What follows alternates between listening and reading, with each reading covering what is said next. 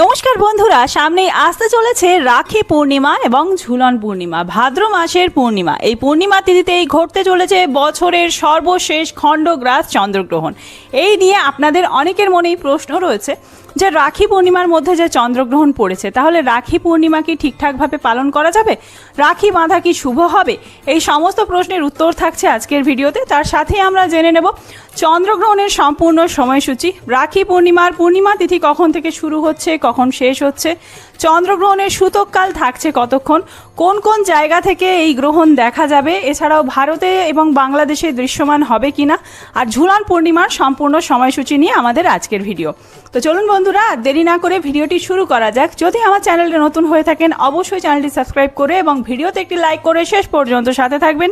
আশা করি ভিডিওটি আপনাদের জন্য খুবই হেল্পফুল হবে। ভিডিওটির মূল পর্বে যাওয়ার আগে প্রত্যেক দর্শক বন্ধুকে জানাই আগাম শুভ রাখি পূর্ণিমা। কে কোন জায়গা থেকে দেখছেন বন্ধুরা অবশ্যই কমেন্ট বক্সে জানাবেন। প্রথমেই জেনে নেওয়া যাক ঝুলন পূর্ণিমা বা ঝুলন যাত্রা কি। ঝুলন যাত্রা হলো সনাতন বৈষ্ণব সম্প্রদায়ের একটি প্রধান এবং আনন্দময় উৎসব। শ্রাবণ মাসের শুক্লপক্ষের একাদশী তিথি থেকে শুরু করে পূর্ণিমা তিথি পর্যন্ত 5 দিন ধরে রাধাকৃষ্ণের দোলনা বা হিন্দোলা উৎসব পালিত হয়। এটি মূলত রাধা ও কৃষ্ণের বর্ষাকালীন প্রেমলীলার প্রতীক। উৎসবের মূল নিয়ম, শ্রীকৃষ্ণ ও রাধার প্রতিমা সাজানো দোলনায় বসানো হয়। ভক্তরা প্রভুকে দোলনা বা ঝুলনে দোলান। মন্দিরে ও ঘরে ঘরে চলে বিশেষ পুজো, সংকীর্তন এবং ভজন। বিশেষ তাৎপর্যপূর্ণ বৃন্দাবন এবং মায়াপুরের মতো ধামে এই উৎসব খুব বড় করে পালিত হয়। কিন্তু এই বছর তো আবার এই ঝুলন পূর্ণিমার যেদিনকে পূর্ণিমা রয়েছে সেই দিনে চন্দ্রগ্রহণ রয়েছে। তো চন্দ্রগ্রহণের মধ্যে কি আপনারা রাধা কৃষ্ণের পুজো করতে পারবেন সেটি আমি জানাবো। আগে জেনে নেওয়া যাক পূর্ণিমা তিথি কখন শুরু হচ্ছে, কখন শেষ হচ্ছে। পূর্ণিমা তিথি শুরু হচ্ছে 9 ভাদ্র 27 আগস্ট বৃহস্পতিবার সকাল 8টা 43 মিনিট থেকে।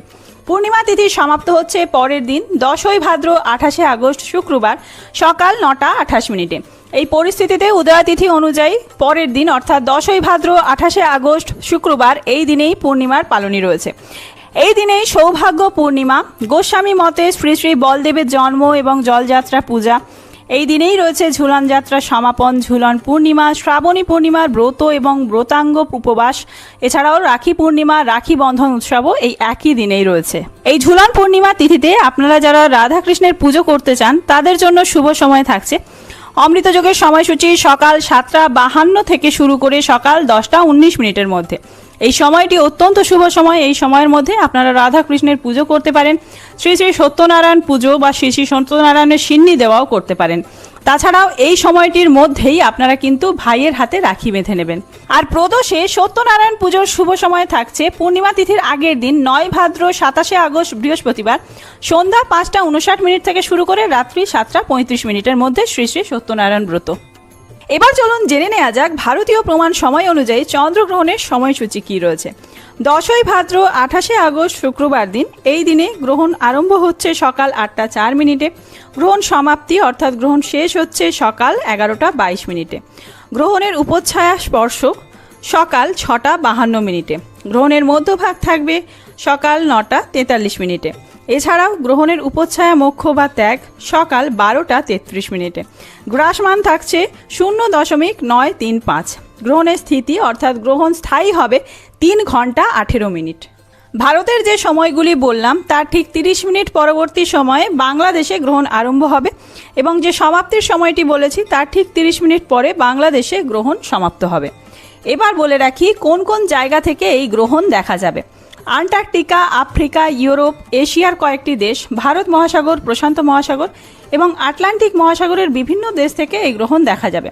কিন্তু ভারতে এই গ্রহণ কোনোভাবেই দৃশ্যমান হবে না, কারণ সকালবেলায় দেখা যাচ্ছে। সকালবেলায় যেহেতু এই গ্রহণ শুরু হচ্ছে সেই কারণে সকালে তো চাঁদ এখানে দেখা যায় না ভারতে, সেই কারণে ভারতে কোনোভাবেই এই চন্দ্রগ্রহণের কোনো প্রভাব পড়বে না। সূতককালও কার্যকরী নয়। বিধিনিষেধ না মেনেই আপনারা অন্যান্য বছরের মতোই রাখি পূর্ণিমা উৎসব, ঝুলন পূর্ণিমা উৎসব এবং পুজো পাঠ করতে পারেন এই চন্দ্রগ্রহণের মধ্যেও, কারণ ভারতবর্ষে এবং বাংলাদেশে এই চন্দ্রগ্রহণ অদৃশ্য। পঞ্জিকাতেও লেখা রয়েছে ভারতবর্ষে এই খণ্ডগ্রাস চন্দ্রগ্রহণ অদৃশ্য রয়েছে। কিন্তু যেহেতু এই দিনে চন্দ্রগ্রহণ রয়েছে পূর্ণিমার মধ্যেই, তাই গর্ভবতী মহিলারা কিছু বিধিনিষেধ অবলম্বন করে চলবেন। যেই সময়টুকু চন্দ্রগ্রহণ থাকছে ওই 3 ঘন্টার সময় আপনারা কোনোভাবেই রান্না করবেন না, মানে আগুনের সামনে যাবেন না। কোনো রকম ধারালো বস্তু, ছুরি, কাঁচি, সূচ ইত্যাদি বা বটি, কাঠারি, এই সমস্ত ধারালো বস্তু ব্যবহার করবেন না। বাড়ির বাইরে ভ্রমণ করবেন না। এই দিনে কোনো রকম কাজ ছাড়া আপনারা বাড়ির বাইরে যাবেন না বা ভ্রমণের কোনো পরিকল্পনা করবেন না। এই সামান্য কিছু বিধিনিষেধ মেনেই আপনারা এই গ্রহণের দিনটি পালন করতে পারবেন। তো বন্ধুরা, আজকের ভিডিওটি এই পর্যন্তই। খুব তাড়াতাড়ি চন্দ্রগ্রহণ এবং রাখি পূর্ণিমা বিষয়ে ডিটেলসে ভিডিও আসছে। সেই সমস্ত ভিডিও দেখার জন্য অবশ্যই চ্যানেলটি সাবস্ক্রাইব করে সাথে থাকবেন। আর ভিডিওটি যদি হেল্পফুল হয়ে থাকে বন্ধুদের মধ্যে অনেক অনেক বেশি শেয়ার করবেন। ধন্যবাদ।